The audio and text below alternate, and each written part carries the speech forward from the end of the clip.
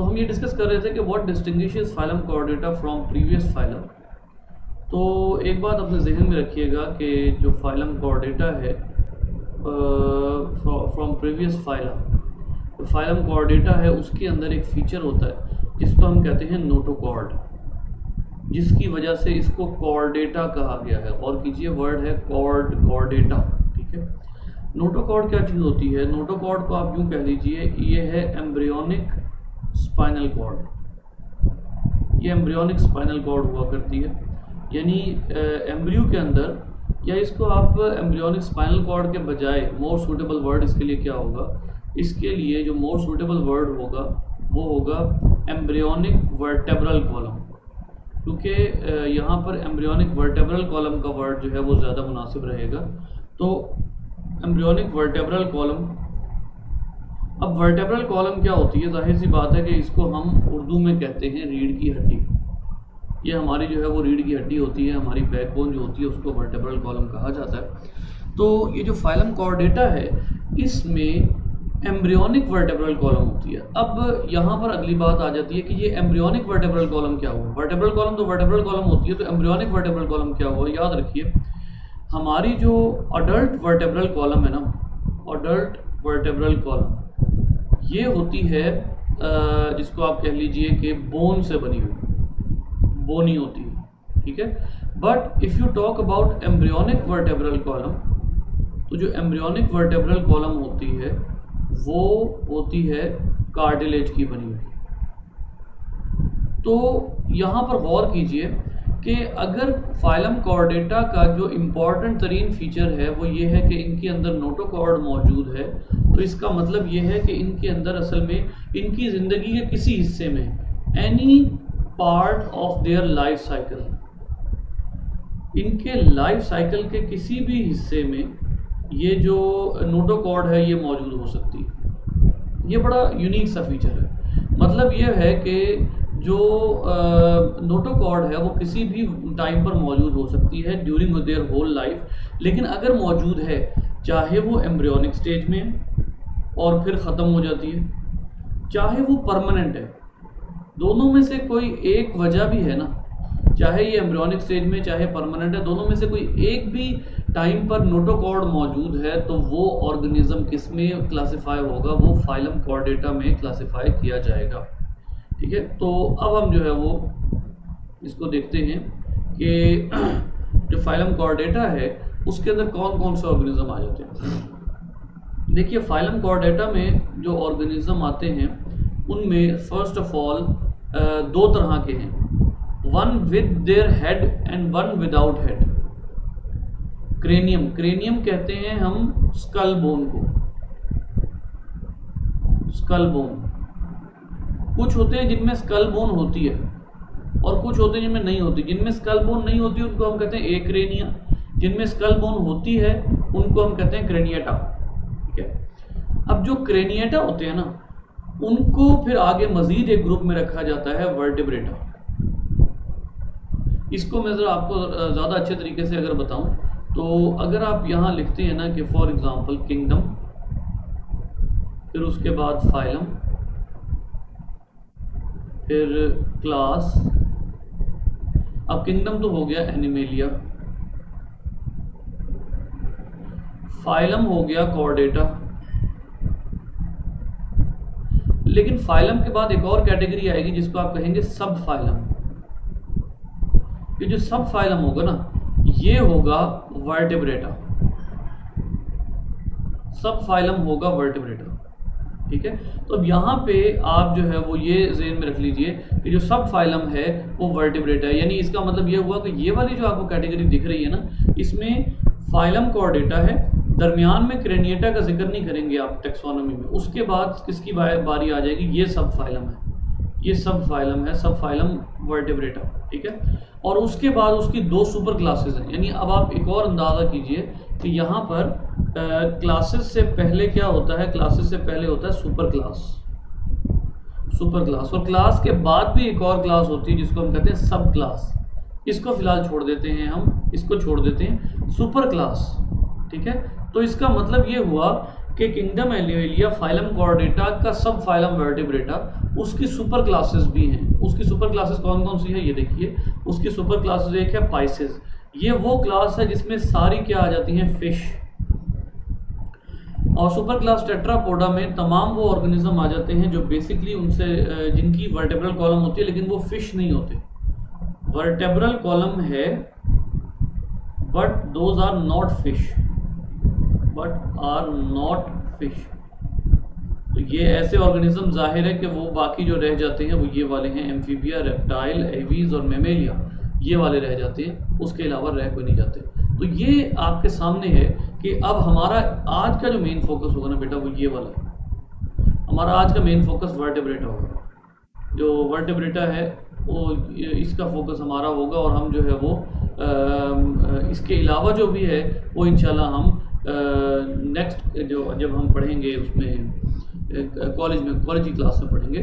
तो सबसे पहले जो हमारा जो इससे पिछला रह गया थोड़ा सा, अभी पिछला थोड़ा सा रहता है, तो वो हम इंशाल्लाह कॉलेज की क्लास में पढ़ेंगे। अब यहाँ पर आप देखिए कि अब बारी आ रही है सब फाइलम वर्टिब्रेटा की, जो मैंने अभी आपको बताया कि इसके सब फाइलम जो है वो वर्टिब्रेटा होता है इसका। अच्छा, इसमें जो है वो अगर आप बात करते हैं सब फाइलम वर्टिब्रेटा की, तो जाहिर सी बात है कि इसकी सुपर क्लास मैंने आपको क्या बताई, दोनों सुपर क्लासेस यहाँ लिख लेते हैं हम। सुपर क्लासेस, दोनों सुपर क्लासेस यहाँ लिखते हैं। एक सुपर क्लास हमने कहा पाइसेस, और पाइसेस वो सुपर क्लास है कि जो जिसका ताल्लुक जो है वो इससे है, फिश से है। जितनी भी फिश हैं वो इसी में आती है, ठीक है। तो इसलिए अब हम क्या करेंगे, अब हम सुपर क्लास पाइसेस, और दूसरी सुपर क्लास कौन सी थी, दूसरी सुपर क्लास थी टेट्रापोडा, टेट्रापोडा। अब जो पाइसेस है उसकी अगर बात करते हैं तो पाइसेस की आगे 3 क्लासेस हैं, क्योंकि पाइसेस है सुपर क्लास, पाइसेस की आगे 3 क्लासेस हैं। अब ये कौन सी क्लासेस हैं, सबसे पहले इसमें आता है सबसे पहले जो क्लास आती है जो आपने पढ़नी है वो है साइक्लोस्टोमेटा। दूसरी क्लास आती है जिसको आप कहते हैं कॉन्ड्रिक्थाइज, कॉन्ड्रिक्थाइज। और जो तीसरी क्लास आती है वो है ऑस्टिक्थाइज,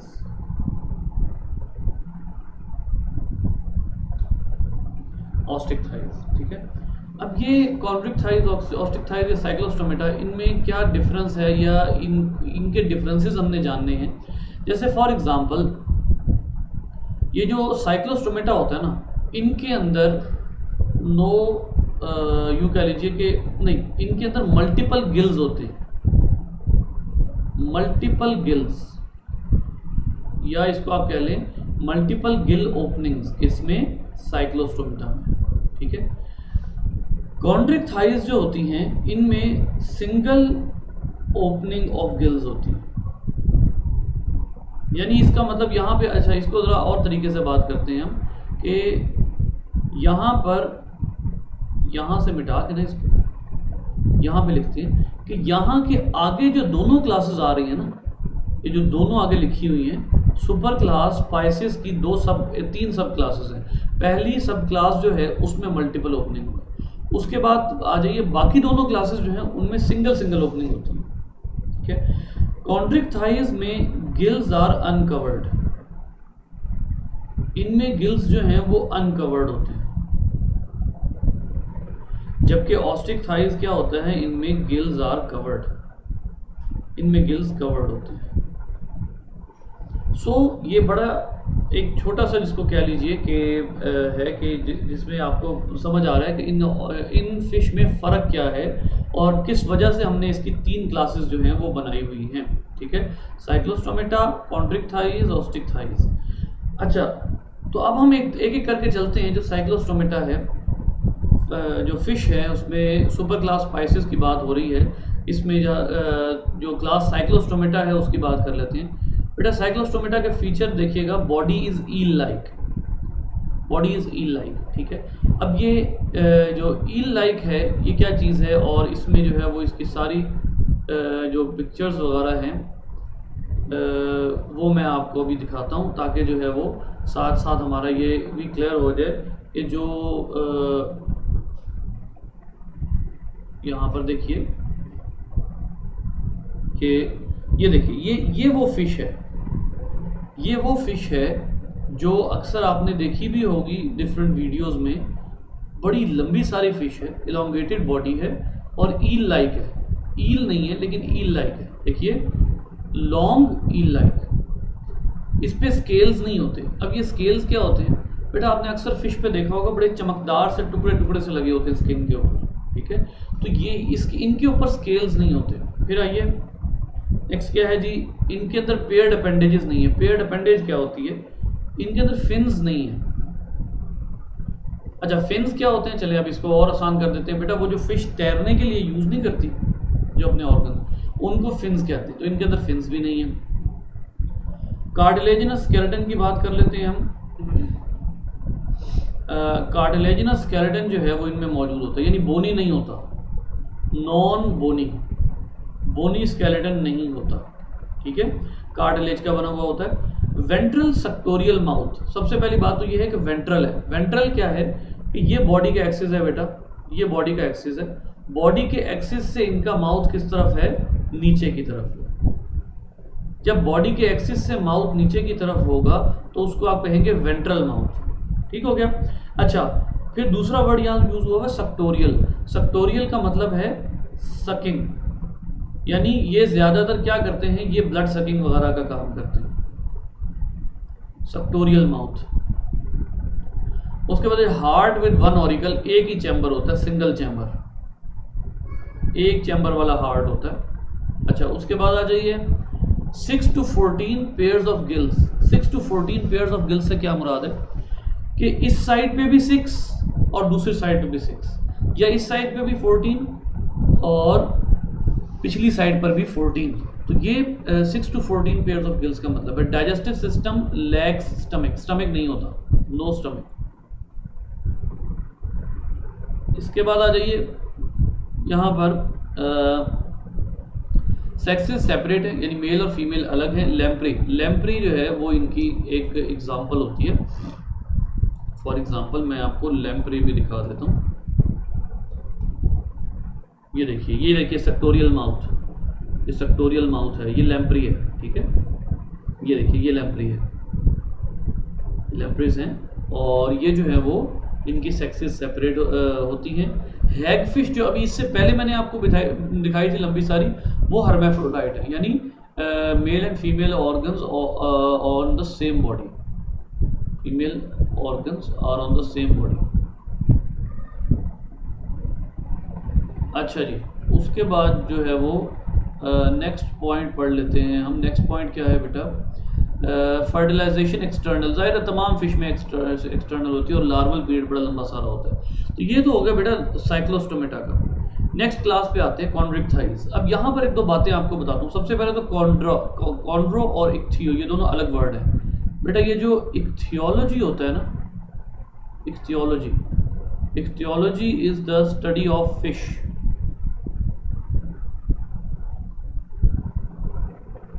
इक्थियोलॉजी जो है वो स्टडी ऑफ फिश है, और इसका मतलब है इक्थाइज का तो मतलब हो गया फिश। ये कॉन्ड्रो का क्या मतलब है, कॉन्ड्रो का मतलब होता है कार्टिलेज, यानी वो फिश जिनका स्केलेटन किससे बना हुआ है, कार्टिलेज से बना हुआ है। तो इनको आप कहेंगे कार्टिलेजिनस फिश, इनका स्केलेटन कार्टिलेज से बना हुआ है। बॉडी फ्यूजिफॉर्म है, ठीक है। अब आइए सबसे पहला पॉइंट ही एक्सप्लेनेशन मांग रहा है कि फ्यूजिफॉर्म बॉडी क्या होती है। तो let's have a look here, क्योंकि मैं बजाय डायग्राम बनाने के यहीं से आपको जो है वो दिखा दूं तो बहुत अच्छा हो जाएगा। ये देखिए ये ये वाली फॉर्म जो है ना, ये फ्यूजिफॉर्म है। शार्क की जो शेप है ये फ्यूजिफॉर्म शेप होती है, शार्क वाली, ठीक है। इसको आप फ्यूजिफॉर्म शेप कहते हैं। और उसके बाद आ जाइए कि माउथ वेंट्रल, इनका माउथ भी बिलो एक्सिस है, ठीक है। अभी थोड़ी देर पहले जो मैंने बताया था। Olfactory sacs are not connected to mouth cavity. अब ये पॉइंट थोड़ी सी एक्सप्लेनेशन मांगता है। In many animals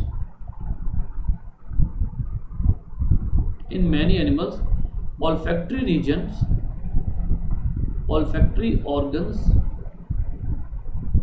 are attached और कनेक्टेड विद माउथ। अच्छा जी, अब यहां पर जो है वो सबसे पहले आपको ये बताना जरूरी है कि ऑल्फैक्शन क्या होता है। बेटा आपको अंदाजा है ऑल्फैक्शन क्या है?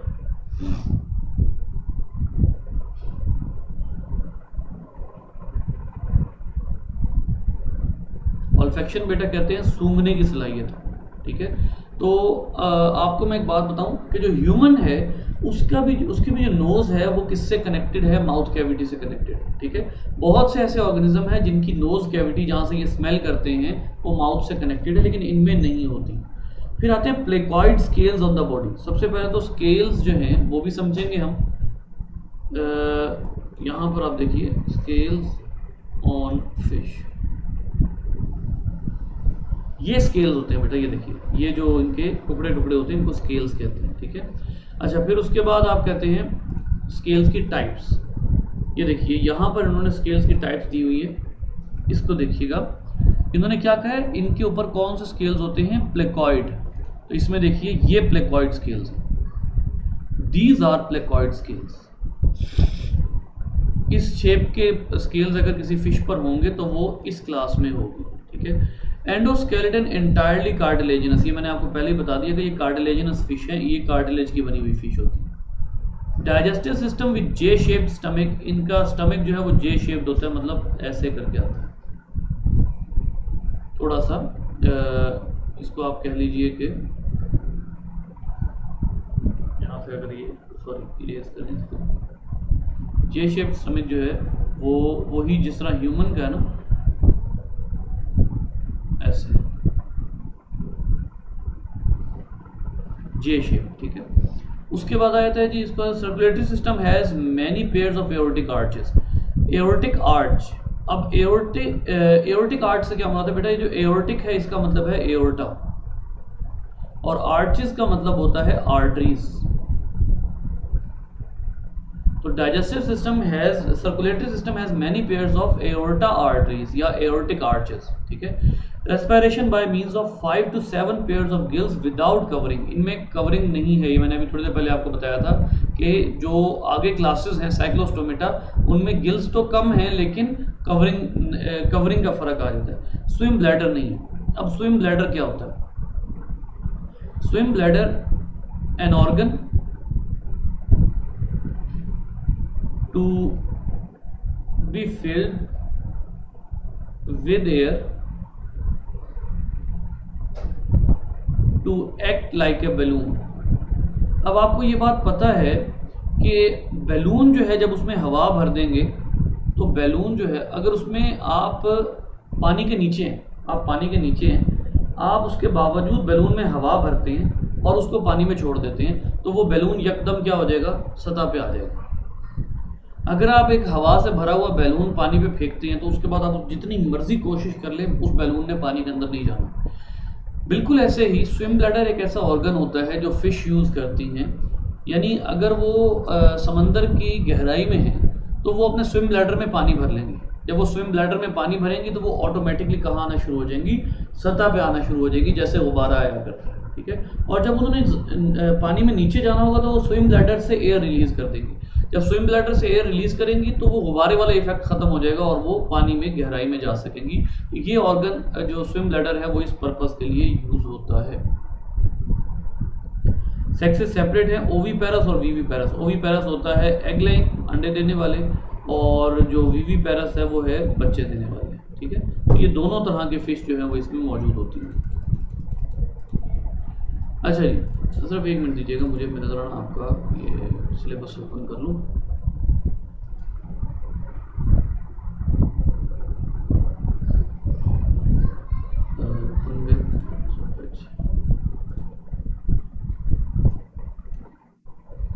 ये साथ साथ देखना होगा, जाहिर है इसको देखना भी ज़रूरी है ताकि हम जो है वो कहीं अपना सिलेबस बिला वजह ज़्यादा ना पड़ जाए। हम इस वक्त हैं इधर, ऑस्टिक थाइज पढ़ने लगे हैं, और हाँ ठीक है। अच्छा जी, उसके बाद आप देखिए कि सॉरी, हाँ ये जो स्केट्स एंड रेज ये जो हैं ये कॉन्ट्रिक थाइज है। अब स्केट्स और रेज को क्या चीज़ें होती हैं ये भी मैं आपको बता देता हूँ ताकि हमें पता लग जाए कि इस ग्रुप में कौन सी फिश आती है। स्केट्स एंड रेज, ये देखिए ये जो फिश होती है ना इनमें स्केट और रे, ये देखिए एक स्केट है और एक रे है। अब ये जो स्केट्स और रेस हैं ये दोनों कौन से, ये दोनों ही कॉन्ड्रिक थाइज हैं, ठीक है। और इसी तरीके से इस ग्रुप में शार्क भी आ जाती है। तो कहने से मुराद यहाँ पर ये है एक्चुअली कि इसमें काफ़ी वैरायटी मौजूद है। स्केट्स और रेस जो हैं ये एक स्टिंग रे होती है, इलेक्ट्रिक रे होती है, रेस की भी कई टाइप्स होती हैं। फिर उसके बाद जो है वो स्टिंग रे क्या होती है, कैसी होती है, शार्क जो है वो कैसे इंपॉर्टेंट है, ये सारा कुछ यहाँ पर मौजूद है। आगे आ जाइए ऑस्टिक थाइज। अब इक्तियो का मतलब तो अभी थोड़ी देर पहले मैंने आपको बताया कि इक्तियो का मतलब है फिश, ऑस्टियो का मतलब होता है बोन, यानी इनका स्केलेटन जो है वो क्या है, इनका स्केलेटन इज बोनी, इनका स्केलेटन जो है वो बोन से बना हुआ, मोर और लेस बोनी स्केलेटन। नोटोकॉर्ड में परसिस्ट इन पार्ट्स, नोटोकॉर्ड है अभी तक इनमें, सिर्फ एम्ब्रियो में नहीं है बल्कि जवानी में भी है। The skin has embedded dermal scales. अब इनमें जो स्केल्स होते हैं वो किस किस तरह के होते हैं, साइक्लॉइड, टेनॉइड और गेनॉइड, ये 3 तरह के स्केल्स होते हैं। देख लेते हैं कि इन स्केल्स से मुराद क्या है। यहाँ पर अब मैं आपको ये देखिए इस डायग्राम में देख लेते हैं।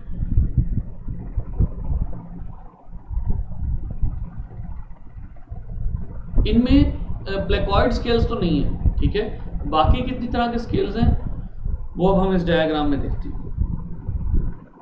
ये प्लेकॉइड स्केल्स हैं, ये तो शार्क वगैरह में होते हैं बस, उसके अलावा नहीं होते, यानी कॉन्ड्रिक थाइज में होते हैं। गेनॉइड, टेनॉइड और साइक्लॉइड, ये 3 तरह के स्केल्स हैं, ये इनमें मौजूद होते हैं।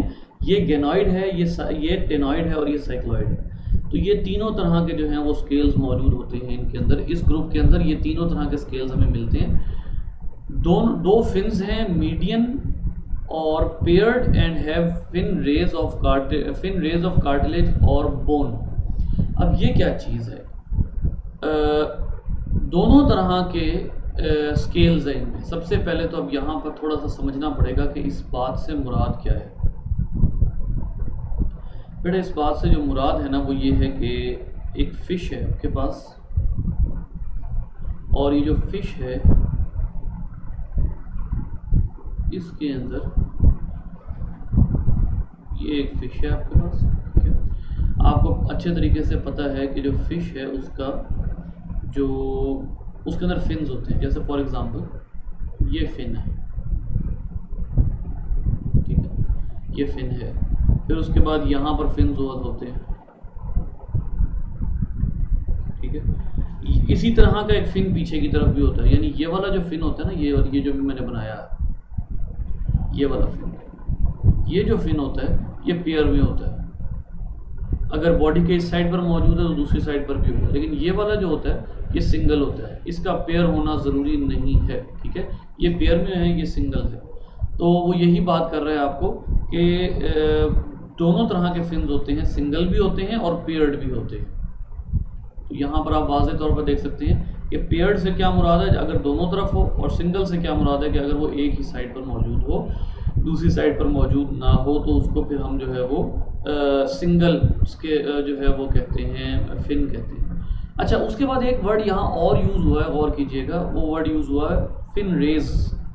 फिन रेज क्या होती है बेटा, अगर एक फिन है ये ऐसे, उसके आगे इस तरह से उतार चढ़ाव होगा ऐसे, यानी ऐसे करके।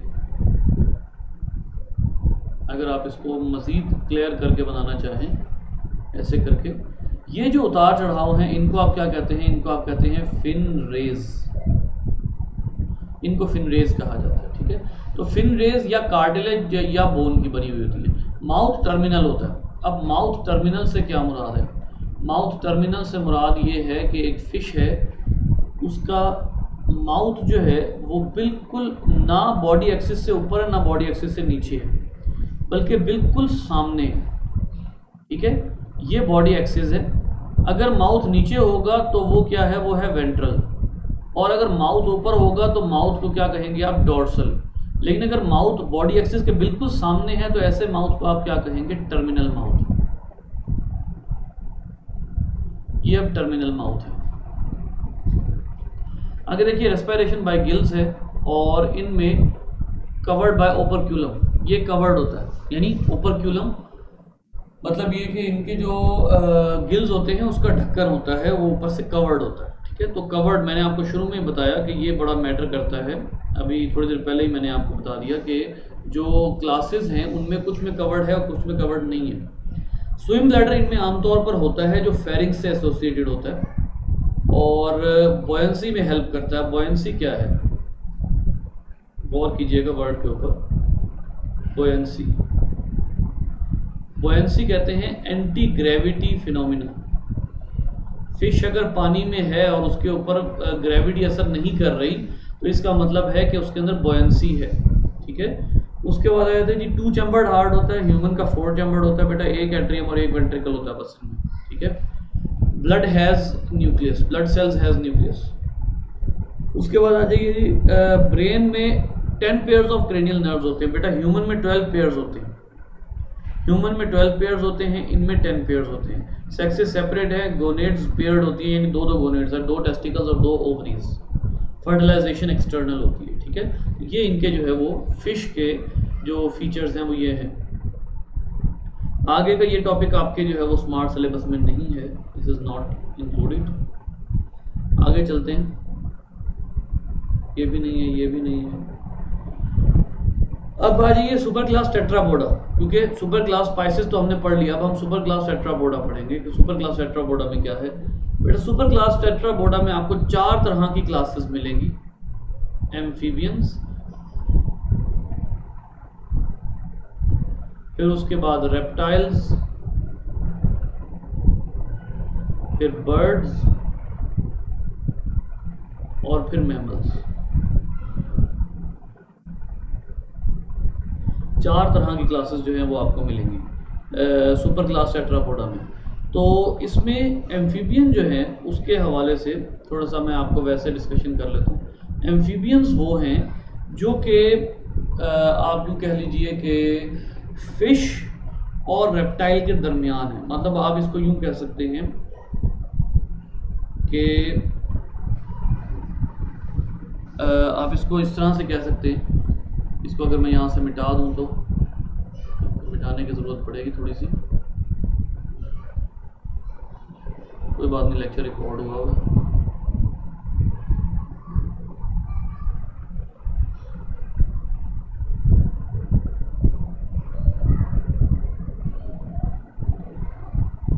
अच्छा जी, एम्फीबियंस के बारे में अगर मैं यहाँ बात करता हूँ कि amphibians are at the borderline of amphibians are at the borderline of evolution between fish and terrestrial organism। Terrestrial organism यानी खुश्की पे रहने वाले ऑर्गेनिज्म और जो फिश हैं इनके दरमियान में जो ट्रांजिशन है, ट्रांजिशन से क्या मुराद है कि अगर आप 1 से 2 में जाना चाहते हैं तो दरमियान में 1 पॉइंट्स जो आते हैं, point 1, point 2, point 3, point 4, point 5, point 6, ये जो पॉइंट्स आते हैं इनको आप क्या कहेंगे, यानी एक नंबर दूसरे में कन्वर्ट हो रहा है, एक चीज़ दूसरे में कन्वर्ट हो रही है, तो इसको आप क्या कहते हैं, इसको आप कहते हैं ट्रांजिशन। इसको आप ट्रांजिशन का नाम देते हैं, ठीक है। सो यहाँ पर जो है वो जो ट्रांजिशन है वो एवोल्यूशन के लिहाज से जो फिश और टेरेस्ट्रियल ऑर्गेनिज्म है उनके दरमियान में जो लिंक है, यानी टोटल एक्वेटिक, इसको इस तरह कह सकते हैं आप, बल्कि बड़ा आसान हो जाएगा, total aquatic to total terrestrial, यानी बिल्कुल ही पानी से बिल्कुल खुश्की पर जाने के दरमियान में जो लिंक है वो कौन है, वो एम्फीबियंस है। ये एम्फीबियस ऑर्गेनिजम्स कहलाते हैं, ठीक है। अब यहाँ पर आगे आ जाइए, ये एम्फीबियस ऑर्गेनिजम्स कहलाते हैं। और एम्फीबियंस को एम्फीबियंस क्यों कहते हैं? सबसे पहली बात, एम्फी एम्फी का मतलब होता है डुअल नेचर। ठीक है, डुअल नेचर से क्या मुराद है? एम्फीबियंस डिपेंड बोथ ऑन, इसको हम अगर अगला पेज ओपन कर लें,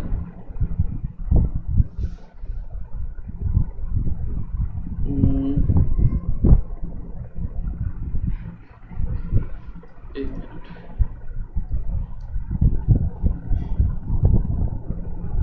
अच्छा, एम्फीबियंस जो हैं उनके हवाले से, एम्फीबियंस के हवाले से एक बात है कि एम्फीबियंस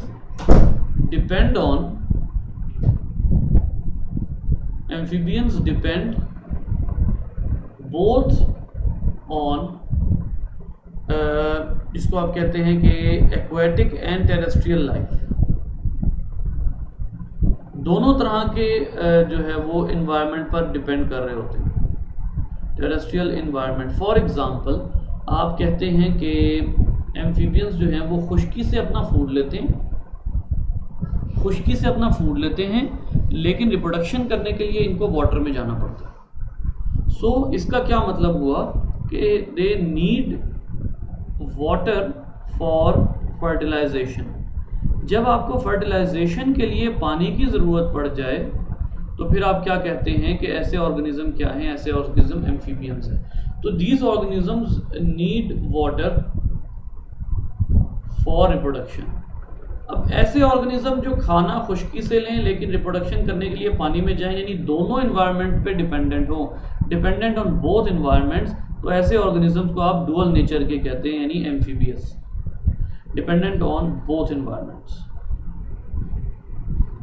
अच्छा जी, अगर आप जो है वो देखते हैं अपने बुक के अंदर चैप्टर 1 में जो पीरियड्स और वो ईयर्स दिए हुए हैं, उनमें डिवोनियन पीरियड एक पीरियड हुआ करता है। ठीक है, उसमें जाकर आप देख लीजिएगा एक टाइम पीरियड, ये उसमें इवॉल्व हुए थे कौन? एम्फीबियंस। ठीक है, और some of these crawled from one pool to another and therefore spent some time on land. This gave rise to ground that we recognize as amphibians. कुछ फिश ऐसी हैं, अच्छा मैं अब आपको बात बताऊं, अभी भी कुछ फिश ऐसी हैं जो कुछ देर खुश्की पर गुजार सकती हैं, अभी भी ऐसी फिश मौजूद है। ठीक है, तो कुछ उनमें से जो पहले फिश थी, कुछ उनमें से ऐसी फिश थी जो थोड़ी देर खुश्की पे गुजार के वापस चली जाती थी, या फिर एक तालाब से निकली, थोड़ा सा दरमियान में वॉक करके दूसरे तालाब में पहुंच गया। आपको दरमियान का इसका मतलब है आहिस्ता आहिस्ता इनमें क्या आना शुरू हो गया, आहिस्ता आहिस्ता इनमें टेरेस्ट्रियल एनवायरनमेंट के अगेंस्ट रेजिस्टेंस आनी शुरू हो गई, सर्वाइवल आना शुरू हो गया। तो ये जो है वो ये काफ़ी ज़्यादा हेल्पफुल साबित हुआ।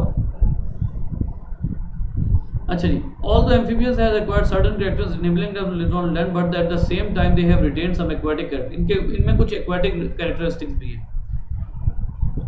Structurally they are between the fish on one hand and the reptiles on other. एक तरफ फिश हैं, दूसरी तरफ रेप्टाइल्स हैं। क्यों? दरमियान में है ना, थोड़े से फिश हैं, थोड़े से रेप्टाइल्स हैं।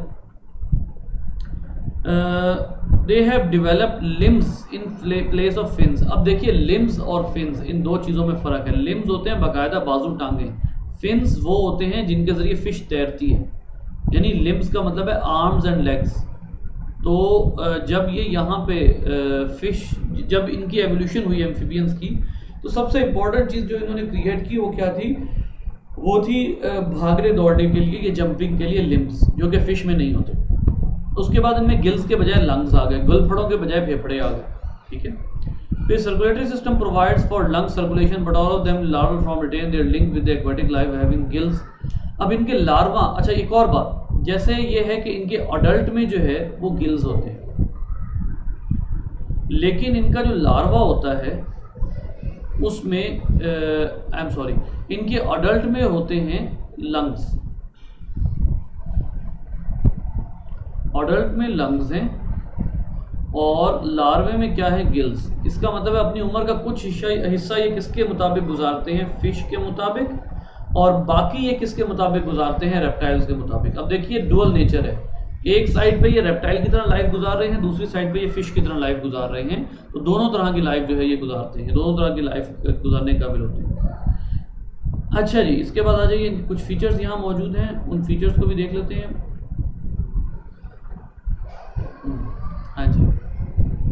फॉर एग्जाम्पल इनका स्केलेटन बोनी होता है, ठीक है, और लिम्स 4 होते हैं, आमतौर पे 4 लिम्स होते हैं, और लेकिन कुछ ऐसे होते हैं जो लेगलेस भी होते हैं। लेगलेस मतलब विदाउट लेग्स ये सरवाइव कर सकते हैं।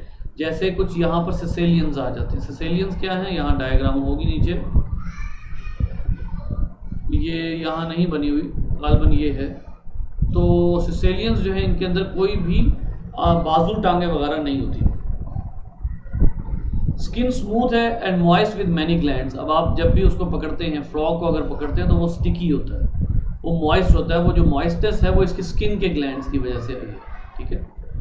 स्किन के ग्लैंड्स जो है वो इसको मॉइस्ट कर देते हैं। Some glands are poisonous, pigmented cells होते हैं और स्केल्स एब्सेंट होते हैं जो फिश पे थे। Respiration takes place by gills in larval stage and by lungs in the skin in adult. मतलब ये कि पता लग गया कि लार्वल स्टेज में ये फिश से मिलते हैं और अडल्ट स्टेज में रेप्टाइल से। हार्ट 3 चैम्बर्ड होता है, 2 एट्रिया और 1 वेंट्रिकल होता है। उसके बाद सेक्सेस सेपरेट होती है इनमें, और वंस अगेन जो फर्टिलाइजेशन है वो एक्सटर्नल है, फर्टिलाइजेशन इंटरनल नहीं कर सकते अभी, ये एक्सटर्नल फर्टिलाइजेशन है और मेल फीमेल अलग है। और मेटामॉर्फोसिस होती है। बेटा मेटामॉर्फोसिस अगर आपने देखना है तो मेरा कल का लेक्चर आप देख लीजिएगा, कल के लेक्चर में जो है वो मेटामॉर्फोसिस मौजूद है। Amphibians are anamniotes. अब ये एनेमनियोट्स क्या चीज़ है बेटा, जब एग होता है ना, एग के गिर्द ना कुछ बड़ी स्पेसिफिक मेम्ब्रेन्स होती हैं, जैसे ये है, इसको आप कहेंगे protective membrane of egg, protective membrane of egg, egg की प्रोटेक्टिव मेम्ब्रेन। और इसको आप क्या कहते हैं, एमनियन। याद रखिए 2 तरह के ऑर्गेनिज्म होते हैं, एक होते हैं एमनियोट्स। एमनियोट्स वो होते हैं जिनके अंदर क्या मौजूद होता है, एमनियन होती है। दीज आर एमनियन पोजेसिंग, इनके अंदर एमनियन होती है। लेकिन जब दूसरे वाले हैं उनको आप कहते हैं एनेमनियोट्स। एनेमनियोट्स वो होते हैं जिनमें एमनियन नहीं होती, एनेमनियोट्स। जैसे अभी आपने फ्रॉग पढ़ा, फ्रॉग में एमनियन नहीं है, ठीक हो गया। तो amphibians are cold blooded and hibernate in winter, winter में छुप जाते हैं। ले जी, यहाँ पर हम कंक्लूड करते हैं अपने लेक्चर को। हमारा यहाँ पर फिश और एम्फीबियंस वाला टॉपिक जो है वो हो गया है। अब हमारे 3 टॉपिक्स रह गए हैं, रेप्टाइल्स, बर्ड्स और मैमल्स। ये इंशाल्लाह हम कॉलेज में कवर अप कर लेंगे।